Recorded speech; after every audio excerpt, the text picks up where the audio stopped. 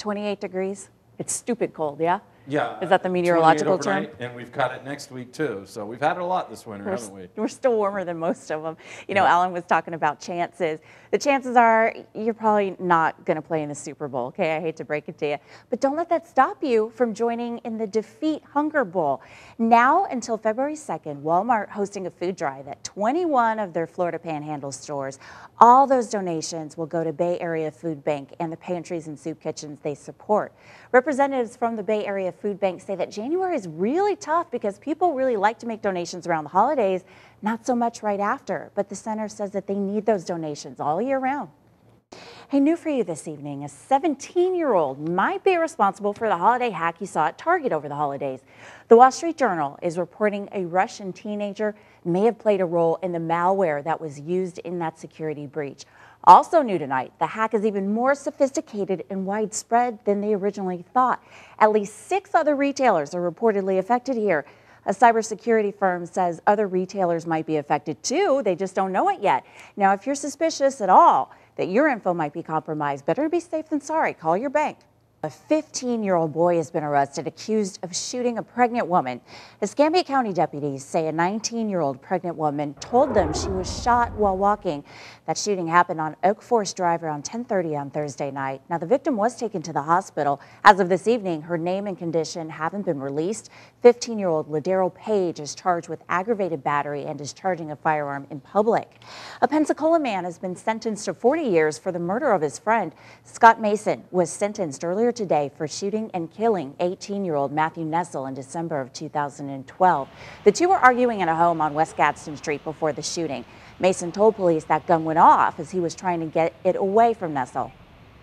A man wanted for attempted murder in Fort Walton Beach has been arrested in Charleston, South Carolina. U.S. Marshals arrested Michael Venning Jr. He's accused of shooting Deion Sanders. Now, that's not the player, the football player, but this happened outside an Okaloosa County home last month. Sheriff's Office investigators say that Venning shot Sanders 5 times during an attempted robbery. Venning was found yesterday hiding in Charleston and was arrested after a standoff. And Pensacola police investigating a burglary tonight. Around 6 o'clock this morning, someone apparently used a rock to smash in the glass door of the H&O Cafe. The restaurant is on Gonzales Street, wasn't open at the time. The burglars, well, for their efforts, they walked away with about $2 in change before they took off. As of tonight, no arrests have been made. Lock those doors. That is one way that the Pensacola Police Department says you can help prevent burglaries. 2 officers recently received training in South Florida. Soon they'll be sharing what they learned. Now they plan to talk to people at businesses like the H&O there about ways to make their properties less attractive to criminals. They say beefing up security, adding lighting and locks can deter theft.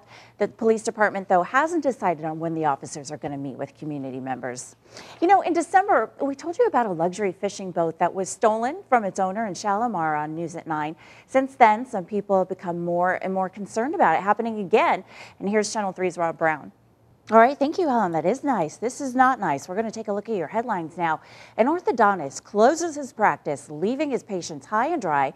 Dr. Thomas Collins closed his practice on 9 Mile Road a few months ago. He then told his patients to see another local orthodontist. Now, the problem is that orthodontist knew nothing about the arrangement. Now, some of his patients have already paid Rollins in full for treatment, and now he's nowhere to be found. Well, Channel 3's Janice Fernandez spoke with one of his patients looking for answers. Here in Florida, 2 people were shot and killed in a crowded doctor's office. This happened at Doctor's Choice Medical Center in West Palm Beach yesterday afternoon. Police say the gunman started shooting during a meeting at that office. Now, the shooter killed 1 man, injured a woman, then killed himself. Nearly 24 other people were inside that office at the time. No one else was hurt there.